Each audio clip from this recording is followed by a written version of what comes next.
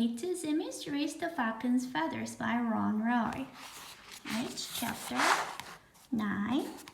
The kids stepped aside Ellie's and saw Officer Falcon standing on the corner. "Hi, kids," he said. "What are you doing on such a nice day?" "Hi, Officer Falcon," Dink said. Did Doc Henry call you about the break-in?"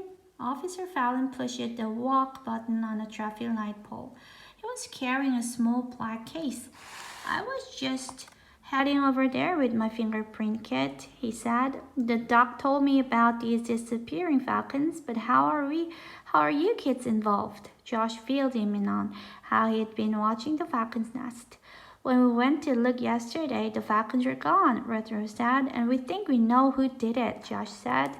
Interrupting each other, Josh and Retro explained how they thought Grace Lockwood was stealing falcons and training them to race. "Well, I don't think it's her," Dink said. Officer Falcon nodded slowly. "I tell you what," he said. "When we get there, let's just watch and listen." He smiled. "Maybe we'll all learn something." Officer Falcon and the kids walked into Doc Henry's outer office. Through the window, they could see him and Grace putting a cast on the dog's leg. It would be neat to be a vet," Josh said. "You get to play with animals all day." "It's not play, Josh. It's hard work," Officer Falcon said. "Some vets get called out in the middle of the night. Besides, I thought you wanted to be a bird artist." Josh grinned. "Couldn't I do both?" Doc Henry came out, wiping white plaster dust from his fingers. "Thanks for coming over," he said to Officer Falcon. "Come on, I'll show you what's left of my luck." The kids watched Grace lift the dog off the table. She carried him to a cage and gave him a dog cookie. "You guys are wrong about Grace," Dink whispered. "She really likes animals." "Lots of crooks like animals," Josh reminded Dink. Red Rose nudged them. "Come on, let's go watch Officer Falcon get fingerprints." The problem was there were none. Officer Falcon spread the dust, but no prints appeared. "Well, I guess he wiped the door or wore gloves," Officer Falcon said. "Or she wore gloves," Josh muttered. Dink remembered something else. "Mrs. Wong said there were tiny letters on the leg band," he said to the vet. "Did you read them?" "I sure did." "Dink, come on inside and I'll show you." Officer Falcon and the kids crowded into the office. Grace Lockwood was filling out some papers at the desk. Josh stared at her until Dink gave him a little shove.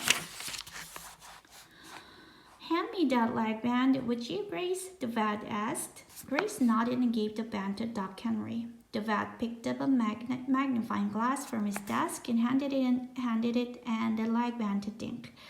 "Tell me what you see, young man." Dink peered at the band through the glass. "Letters and numbers," he said. "Can you read them?" GLKS 617. Dink read. He looked up. "What does it mean?" Doc Henry took the band and the glass. "The letters are a mystery to me, but the numbers may be dates," he said. "If I'm right, the numbers mean Flash was born on 6/17. That's June 17th. "Could the letters be the initials of the person who took Flash?" Josh asked. "That's good thinking," Doc Henry said. "Those letters could be initials, but whose? Without any fingerprints," Officer Falcon said. "I'd say our thief has gotten away free as a bird." Dink stole a look at Grace. Her name tag stood out against her white jacket. Maybe the GL on the leg band stood for Grace Lockwood. Dink gulped. Was Josh right? Was Grace Lockwood kidnapping falcons after all?